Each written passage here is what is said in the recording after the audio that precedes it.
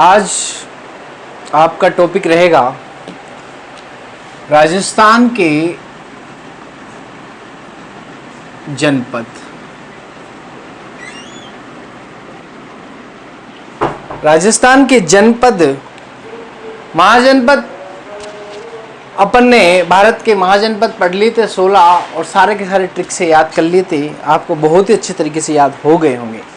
लेकिन अब अगला जो टॉपिक है हमारा रहेगा वो राजस्थान के जनपद रहेगा।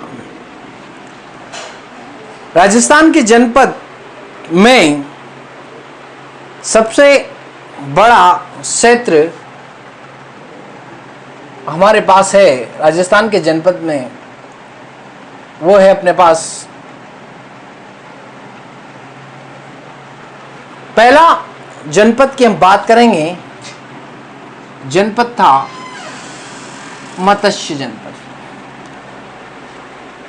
मत्स्य जनपद जयपुर, अलवर, भरतपुर, ये क्षेत्र 6ठी शताब्दी ईसा पूर्व में मत्स्य महाजनपद के नाम से जाना जाता था। ये महाजनपद है, 2 मत्स्य और सूरसेन और बाकी जनपद है।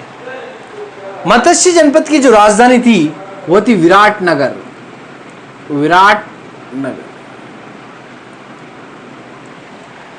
3 जिले हो गए वर्तमान के, जयपुर, अलवर और भरतपुर।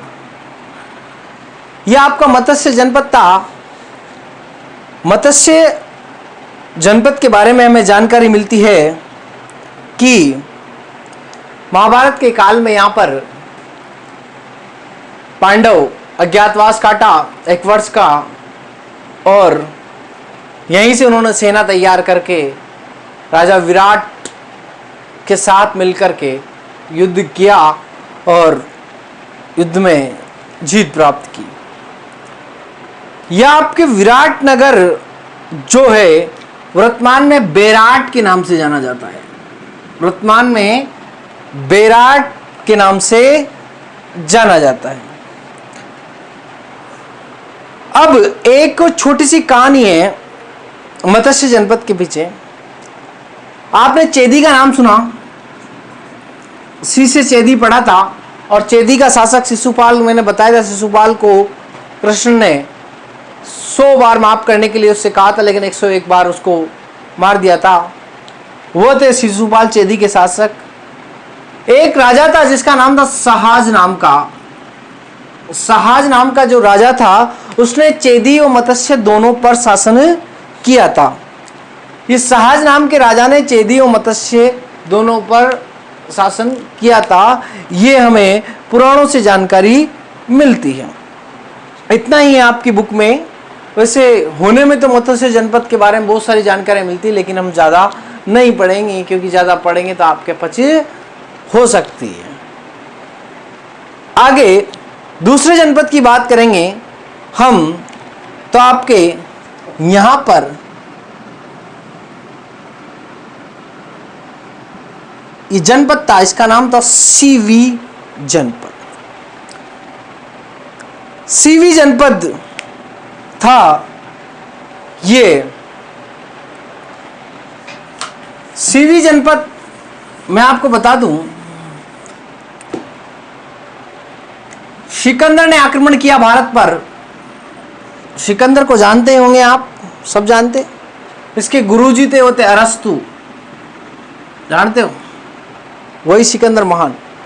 और इसके घोड़े का नाम था ब्यूकोफेलस। ब्यूकोफेलस 326 ईसा पूर्व में भारत पर आक्रमण करता है। सबसे पहले ईरान के बाद एशिया, ईरान, एशिया, सीरिया और भारत में प्रवेश करता है खैबर दर्रे से। भारत में प्रवेश करता है ये खैबर दर्रे से। खैबर दर्रे में प्रवेश करने के बाद एक राजा था जिसका नाम था पोरस। पोरस से सिकंदर का एक युद्ध होता है और उस युद्ध का नाम है, वो है हाई डे स्पीच का युद्ध। हाई डे स्पीच का युद्ध, हाई डे स्पीच का युद्ध होता है। और मैं आपको बता दूं, भारत में 3 नदियां बह रही है, झेलम, रावी, व्यास।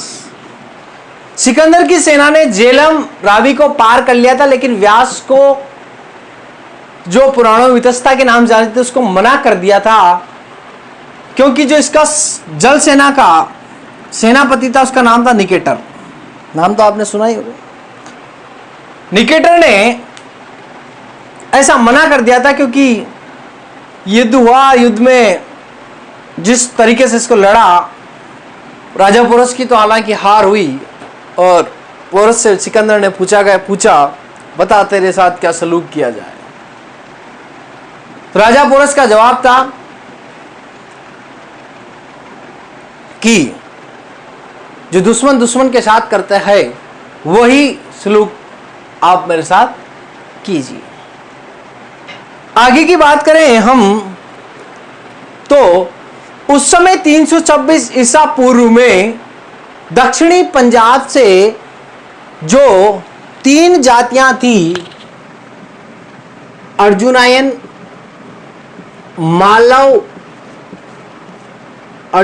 मालव व सीवी, ये 3 जातियां दक्षिणी पंजाब से सिकंदर के आक्रमण के समय वहां से बककर राजस्थान आई। ये सीवी वही है, और इस सीवी का प्राचीन स्थान या प्राचीन, जब ये सीवी कहां रहते थे, वो स्थान मिलता है सोरकोट, पाकिस्तान। सोरकोट पाकिस्तान में इसका प्राचीन स्थान मिलता है। और अभी वर्तमान में, उस समय सीवी की जो राजधानी थी वो शिवपुर थी, लेकिन वर्तमान में नहीं, जनपद काल में सीवी की जो राजधानी थी वो थी नगरी, चित्तौड़ या मध्यमिका या मध्यमिका या मध्यमिका। आप तो नगरी याद रख लो, नगरी चित्तौड़ सीवी की राजधानी। और सीवी के जो अभी वर्तमान मेवाड़ है, उदयपुर,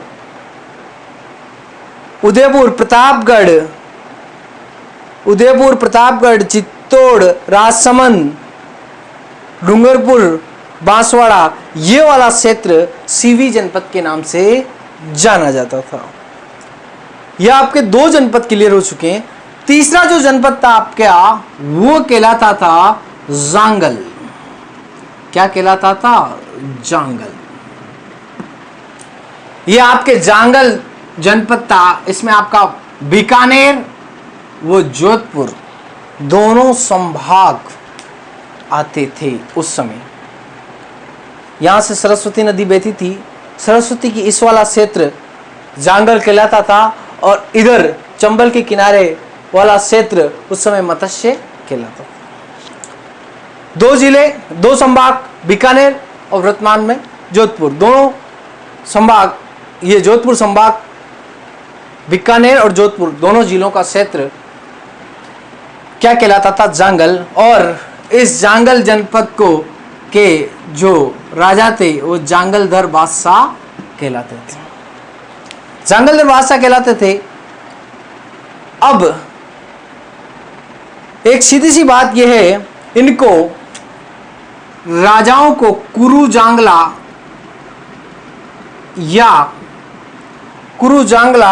या माद्रे जांगला भी पुकारा गया है। जांगल के राजाओं को कुरु जांगला या माद्रे जांगला भी पुकारा गया है। वेरी इंपॉर्टेंट फैक्ट, इसकी जो राजधानी थी वो थी अहिछत्रपुर।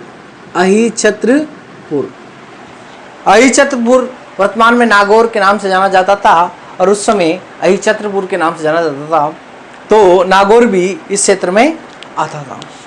तो आपके 3 जनपद, 2 जनपद और 1 महाजनपद क्लियर हो गया। अब हम बात करेंगे सूरसेन की, जो आपने महाभारत काल में और महाजनपद में भी पढ़ लिया था।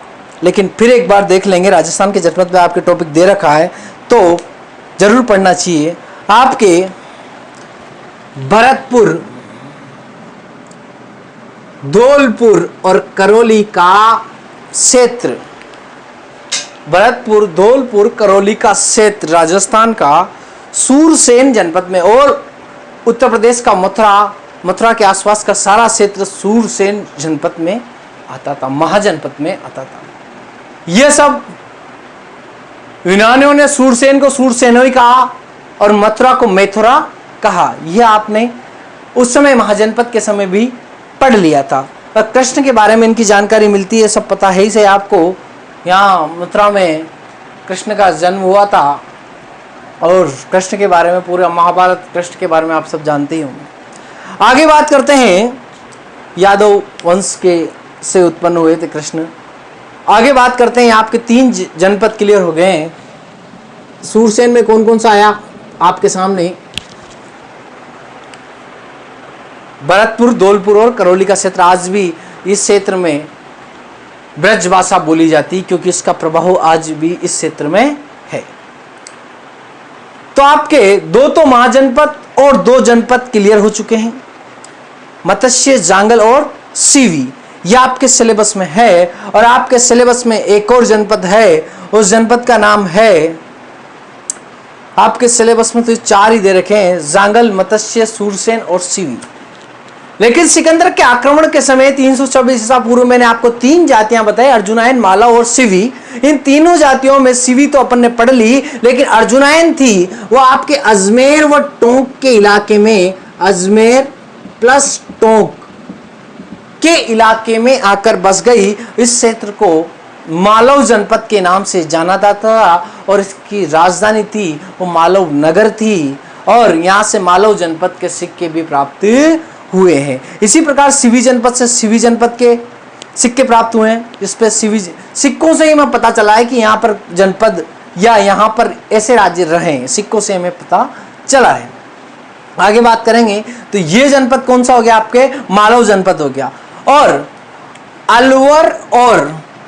अलवर और भरतपुर के पूर्वी क्षेत्र, अलवर और भरतपुर का ये वाला पूर्वी क्षेत्र उस समय अर्जुनायन जाति यहां पर रही, अर्जुनायन जाति यहां पर रही। तो यह क्षेत्र अर्जुनायन के नाम से जाना जाता था। और ये आपका गंगानगर, हनुमानगढ़ का क्षेत्र उस समय योद्धे जनपद के नाम से जाना जाता था। आपके सिलेबस में केवल 4 जनपद दे रखे हैं या महाजनपद दे रखे हैं, मत्स्य, सूरसेन, जांगल व सीवी। लेकिन सिकंदर के आक्रमण के समय 3 और जातियां आई थी हमारे भारत में। सीवी हमने पढ़ ली, मालव हमने पढ़ ली, अजमेर प्लस टोंक का इलाका वो अर्जुनायन, अलवर भरतपुर का पूर्वी क्षेत्र अर्जुनायन, वहां पर बस गए। और ये वाला क्षेत्र था वो आपके गुजरातरा के नाम से जाना जाता था। उस समय गुजर प्रतिहार यहां पर शासन करते थे। यह आपका राजस्थान का जनपद का टॉपिक खत्म हुआ। आपको शायद पूरा का पूरा समझ में आ गया होगा कि बहुत सिंपल टॉपिक था और आपको अच्छी ढंग से याद हो गया होगा। आशा ही नहीं पूरा विश्वास है आपको बहुत अच्छे तरीके से याद हो गया। बहुत बहुत धन्यवाद आज की क्लास के लिए। कल फिर मिलेंगे।